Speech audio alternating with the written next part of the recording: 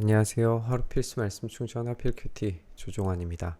오늘 함께 나눌 하나님 말씀은 사무엘하 23장 1절에서 17절까지 말씀입니다.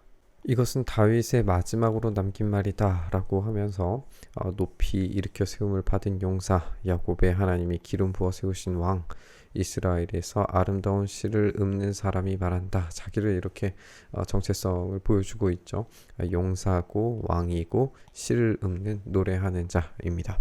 근데 이것으로 자신의 어떤 정체성이 끝나는 것이 아니라 진짜 중요한 이 시를 시작하게 된 이유를 이렇게 설명하는데, 주님의 영이 나를 통해서 말씀하시니 그의 말씀이 나의 혀에 담겨져 있다. 이것은 일종의 예언입니다. 예언자가 하는 발화의 방식이에요. 그러니까 지금 다윗은 예언자처럼 이야기하고 있는 겁니다. 마지막 남긴 말로서, 또 유언으로서, 그리고 예언의 기능을 하는 말로서 오늘 이 본문을 읽는다면 매우 중요한 가치를 가진 그런 본문으로 우리가 읽을 수 있을 거예요. 읽어보면 이스라엘의 하나님께서 말씀하시는데, 이스라엘의 반석께서 나한테 이렇게 이르셨다. 모든 사람을 공의로 다스리는 왕, 또 하나님을 두려워하면서 다스리는 왕, 이렇게 왕의 정체성을 보여주는 것인데, 이것은 이제 사람을 사랑하는 사랑이고, 그리고 하나님을 두려워하는, 하나님을 사랑하는 사랑입니다. 그러니까 하나님 사랑과 이웃 사랑이 온전히 이루어진 왕을 이야기하고 있는 것이죠. 이후에 다윗 가문 가운데에서 이런 왕이 등장하는 예를 찾아보기가 힘듭니다. 사람 앞에서 공의로운 사람, 그리고 하나님 앞에서 온전히 정직하게 하나님을 두려워하고 사랑할 수 있는 사람의 등장을 다윗은 예언적으로 지금 바라보고 있다라는 거죠. 구름이 끼지 않은 아침에 떠오르는 맑은 아침 햇살과 같다고 하시고, 비가 온 뒤에 땅에서 새싹을 돋게 하시는 햇빛과도 같다고 하셨다라고 이렇게 이야기합니다. 그러니까 이 왕은 아침 햇살과 같은 찬란한 빛, 새싹을 돋게 하는 생명의 빛으로서 오게 되는 걸 우리가 보게 됩니다. 우리가 이 정도만 읽어도 이 본문이 누구를 지칭하면서 나오게 되는 본문인지 알 수가 있습니다. 이것은 분명히 예언적인 본문이고 예수님을 떠올리게 만드는 그런 본문입니다. 어둠 가운데에서 참된 빛으로 오신 예수님, 그리고 생명을 부여하시는, 새싹을 돋게 하시는 그런 빛으로서, 생명의 수여자로서 오늘 이 다윗의 예언, 이 예수님을 바라보는 그런 장면으로 우리가 읽을 수가 있습니다. 진실로 나의 왕실이 하나님 앞에서 그와 같지 아니한가? 사실 이것은 뒤에 등장하는 왕들의 상태를 봐서는 그렇지 않은데, 다윗이 이렇게 말할 수 있는 이유는 있어요. 그건 뭐냐면 하나님께서 그 약속을 주셨기 때문입니다. 하나님께서 분명히 그런 왕조를, 영원한 왕조를 세우시리라고 약속하셨기 때문에 이런 왕이 등장할 거라고 하는 어떤 확신에 찬 메시지인 거죠. 그리고 이 약속은 분명히 지켜져서, 신실하신 하나님에 의해서 분명히 지켜져서 예수님을 통해서 성취가 되는 걸 우리가 읽게 되는 겁니다. 영원한 언약을 세우셨고, 또 만사에 아쉬움 없이 잘 갖추시고 견고하게 하셨으니 어찌 나의 구원을 이루지 않으시며 어찌 나의 모든 소원을 들어주지 않으시랴. 이 신실하신 하나님께서 이 다윗의 소원과 바람들을 이루어 주실 겁니다. 그러나 다윗의 모든 바람들에 대해서 다 이루어 주시는 것, 그러니까 어떤 악한 욕망들까지 들어주시는 것이 아니라 그가 경험했던 모든 이 죄악들과 그것에 대한 결과물들 가운데에서 하나님께서 다윗을 내치지 않으시고 끝까지 영원한 이 언약을 신실하게 지키시는 일을 경험하게 되는 걸 우리가 읽게 됩니다. 그러나 악한 사람들은 아무도 손으로 움켜쥘 수 없는 가시덤불 같아서 쇠꼬챙이나 창자루가 없이는 만질 수도 없는 것, 불에 살라 태울 수밖에 없는 것들이다 라고 하면서 이 악한 자들이 불에 살라 태워지는 이미지를 우리에게 보여줍니다. 예수님께서 씨 뿌리는 자의 비유라든지 아니면 이제 가라지의 비유 같은 것들을 보면 이 악인들이 모여져서 불에 태워지게 될 것이다라고 하는 이미지를 계속해서 설명하신 것을 우리가 기억해 봄직합니다. 그러니까 이 본문에서 등장하는 예언적인 그 왕이 바로 예수님이시고 예수님께서 이 시편의 말씀을 이루신 분이라는 것을 예수님의 예화들을 통해서도 우리가 확인을 해볼 수가 있게 되는 거죠. 이제 본문은 다윗의 용사들을 소개하는 본문으로 이어집니다. 다윗이 거느린 용사들의 이름은 이러한데 첫째는 다그몬 사람 요셉 바세벳이라는 용사입니다. 그는 세 용사의 우두머리고 800명과 싸워서 그들을 한꺼번에 쳐 죽인 굉장한 힘을 가진 그런 용사입니다. 그리고 세 용사 가운데에서 둘째는 아호와 사람 도도의 아들인 엘르아살이에요. 그가 다윗과 함께 블레셋에게 대항해서 전쟁을 했을 때에 이스라엘 군인이 후퇴한 일이 있었어요. 그때 이 엘르아살이 혼자서 블레셋 군과 맞붙어서 블레셋 군인을 쳐 죽이게 됩니다. 나중에 손이 굳어져서 그러니까 근육의 경련이 일어난 그런 모습이겠죠.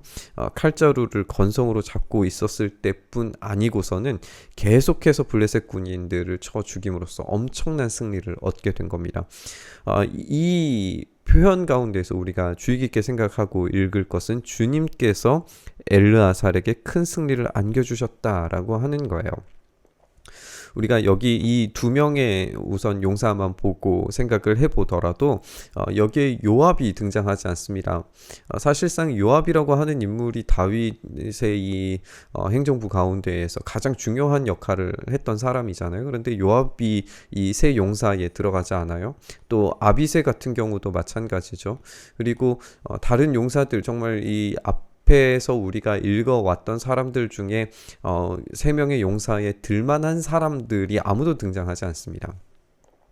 그 이유를 좀 생각을 해보면 이 요압이나 아비새 같은 경우에는 블레셋과의 싸움이 아니라 사울에게 쫓겼을 때나 아니면은 압살롬에게 쫓겼을 때 아니면은 다른 이 외부의 적들을 대항해서 싸웠을 때에 그때 등장했던 인물들이에요. 그런데 이 사무엘 상하를 읽었을 때 하나의 세트로 우리가 읽었을 때 가장 중요하고 가장 커다란 적, 영적인 적으로 등장하는 것은 블레셋이었어요. 그 블레셋과의 전쟁 가운데에서 일했던 사람들이라는 것을 우리가 알 수 있게 되는 거고, 그리고 이들은 그들의 욕망을 위해서 싸웠던 사람들이었지만 이 본문에 등장하는 세 용사는 주님께서 승리를 주시는 사람들이었습니다. 그들 스스로 뭔가를 쟁취하려고 했던 사람들이 아니라 전적으로 하나님 나라를 위해서 모든 것을 다 바쳐서 헌신했던 그런 사람들이었던 거죠. 또 다른 이제 세 용사 중에 한 사람은 아게의 아들인 삼마라는 사람인데 블레셋 군대가 레히에 집결했을 때에 이 팥을 가득 심은 팥밭이 있었어요. 이스라엘 군대가 블레셋 군대를 보고서 도망을 했는데 삼마는 밭의 한가운데 버티고 서서 그 밭을 지키면서 블레셋 군인을 쳐 죽입니다. 주님께서 그에게 큰 승리를 주셨다. 계속 이제 주님께서 주셨다라는 것이 강조되는 걸 우리가 읽게 됩니다. 수학을 시작할 때에 블레셋 군대가 르바임 평원에 진을 쳤다라고 이렇게 배경이 설명되고 있어요. 30인 특별부대 소속인 이 세 용사가 아둘람 동굴로 다윗을 찾아가게 됩니다. 그때 다윗은 산성 요새에 있었고 블레셋 군대의 진은 베들레헴에 있었다라고 설명을 합니다. 다윗이 그때 간절하게 소원을 한 가지 말하는데 우리가 잘 아는 이야기 중에 하나죠. 누가 베들레헴 성문 곁에 있는 우물물을 나에게 길어다 주어 내가 마실 수 있도록 해주겠느냐라고 그렇게 이야기를 꺼냅니다. 이것은 사실 불가능한 이야기입니다. 혼잣말처럼 하는 이야기였을 거예요. 그런데 이 이야기에 세 용사가 반응해서 블레셋 진을 뚫고 나가서 이 베들레헴의 성문 곁에 있는 우물물을 길어 가지고 와서 다윗에게 바치게 됩니다. 이거 엄청난 용기와 헌신이 있어야 되는 것이고 그만큼의 이제 능력과 실력이 필요한 일이었는데, 근데 이때에 다윗은 그 물을 마시지 않고 길어온 물을 주님께 부어 드리게 됩니다. 그러니까 이것을 자기가 취하는 것이 아니라 주님께 부어드렸다는 것이 이제 의미심장한 내용일 거예요. 그리고 이렇게 말씀을 드립니다. 이제 기도를 하는 거죠. 이게 그러니까 하나의 일종의 예배가 되고 있는 겁니다. 주님, 이 물을 제가 어찌 감히 마시겠습니까? 이것은 목숨을 걸고 다녀온 새 용사의 피가 아닙니까? 이 생명이 담겨져 있는 이 물을 마실 수 없다라고 이야기를 합니다. 그러면서 그 물을 마시지 않고 부어 드리게 됩니다. 새 용사가 이런 일을 했다라고 소개를 하고 있습니다. 여기에서 이제 다윗이 주님께 부어드리는 이 물을 처음 받아들이는 사람들은 어떻게 받아들였을지 궁금합니다. 그렇게 목숨 걸고 가지고 왔는데 이것을 주님께 부어드린다. 이것이 얼마나 가치 있는 것인지 모든 사람들이 다 공유하고 있는 상태에서 이것을 부어서 아무 의미 없게 쏟아버리는 것이 처음에 다가오는 것은 충격이었을 겁니다. 그러나 그 충격 너머에서 다윗이 얼마나 자신의 부하들을 사랑했는지 이것을 핏값으로 여기는 그런 상황에서 인간적인 매력과 또 하나님 앞에서의 자기의 위치를 재확인하는 그런 모습으로 사람들은 아마 느꼈을 겁니다. 용사들이 베들레헴으로 가서 우물물을 떠온 일은 그들의 용맹함과 헌신과 그런 순종을 살펴볼 수 있는 아주 좋은 예로 우리에게 제시하고 있습니다.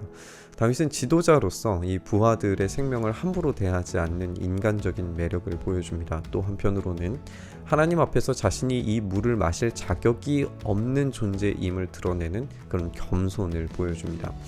근데 이제 함께 나눴던 것처럼 물을 바닥에 부었을 때에 그 힘겹게 얻어온 물을 쏟아버리는 것이 미련하고 모욕적으로 느껴지지는 않았을지 한번 생각을 해보게 돼요. 그 엄청난 가치를 가진 물을 쓸모없는 것으로 바꾸어 버리는 그런 행위이기 때문에 그렇습니다. 그런데 그것을 이제 주님께 부어드렸다라고 하는 말에서 우리가 이 본문의 의미를 좀 되찾아야 할 것 같습니다. 오늘 본문은 충성과 헌신과 더불어서 하나님께 주시는 약속 그리고 승리로 가득 차 있습니다. 그들의 능력의 탁월함을 넘어서 주님께 드리는 헌신에 다윗은 성령으로 예수님을 예언하게 되는 것이고 용사들의 헌신은 주님께 부어드리는 생명의 예배로 바꾸어지게 되고 있는 것을 우리가 보게 됩니다. 그리고 이 생명으로 바꾸어진 이 예배 그리고 승리로 가득 찬 용사들의 이야기 이것이 오늘 본문이 이야기하고 있는 바인 거죠. 이렇게 생명을 다 바쳐서 헌신했을 때에 하나님께서 주시는 놀라운 승리와 풍성함을 경험하고 있는 다윗과 세 용사를 우리가 보게 되는 겁니다. 이 본문을 우리가 신약에 있는 내용으로 잠깐 이야기 생각을 해보면 예수님께 향유를 부어드렸던 여인을 떠올려 볼 수 있습니다. 엄청난 가치를 가진 향유를 아낌없이 부어드려서 예배했을 때에 주변의 제자들은 여인에게 분노하면서 책망합니다. 그런데 그가 받는 영광은 예수님의 이야기, 이 복음이 전해지는 곳마다 기억되는 이야기로서 지금도 우리에게 전달되고 있습니다. 이렇게 주님께 모든 것을 드렸을 때에 자신의 모든 가치들을 다 부어드렸을 때에 생명과 같은 이 피의 제사 모든 것을 드리는 생명의 제사를 그렇게 주님께 드렸을 때에 우리 주님께서 더 큰 승리와 풍성함으로 책임져 주시고 돌려주신다는 것을 이 본문을 통해서 읽을 수 있게 되는 겁니다. 우리는 무엇을 주님께 드리고 있습니까? 그리고 무엇을 주님께로부터 받고 있습니까? 용맹한 헌신 위에 부어주실 이 놀라운 은혜를 우리가 바라보면서 묵상의 자리로 함께 나아갔으면 좋겠습니다. 주님, 그렇게 우리의 가진 것은 목숨밖에 없어서 우리의 생명을 주님께 온전히 드리기를 소망합니다. 그렇게 우리의 삶의 예배, 우리의 전심으로 드려지는 우리의 모든 것을 다한 예배를 주님께 올려드릴 때에 주여 우리의 삶을 기쁘게 받아주시고 우리에게 풍성한 은혜를 제공해 주셔서 우리가 기쁨으로 주님께 나아갈 때에 주님께서 주시는 그 놀라운 은혜로 말미암아 풍성한 승리가 그리고 성령의 충만함이 그렇게 예수 그리스도를 온전히 드러내는 삶으로 나아가도록 주의 역사하여 주시옵소서. 이렇게 우리의 삶에 일하시길 간절히 소망하며 우리 주님 예수님 이름으로 기도드리옵나이다. 아멘.